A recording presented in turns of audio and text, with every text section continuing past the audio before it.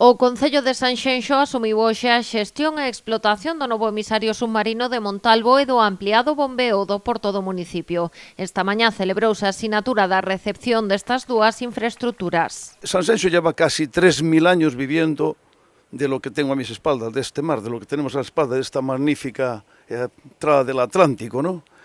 Y nosotros lo que queremos hacer en Sanxenxo es seguir viviendo muchos años más también de estas aguas, para pasar a formar desde ahora mismo parte de un selecto club de ayuntamientos de España que cuidan sus aguas. Y para nosotros eso es importantísimo, no se puede seguir creciendo, ni tan siquiera, ya no voy a decir turísticamente, que nosotros nos tenemos que preocupar, como bien sabes, por los vecinos que vivimos aquí todo el año. A construción do emisario, cun orzamento de 3,7 millóns de euros, está enmarcada nun conxunto de actuacións para mellorar o saneamento e a depuración de Sanxenxo e Poio, ademais de incrementar a calidade das augas da ría de Pontevedra.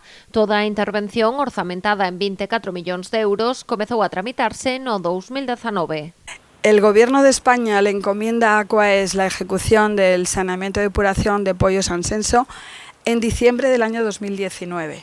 En el año 2020 elaboramos unas propuestas de solución que presentamos a los alcaldes y ambos tuvieron claro desde el primer momento que era la solución adecuada a los problemas que durante muchos años se habían arrastrado. Eso significó que nos dieron el pistoletazo de salida.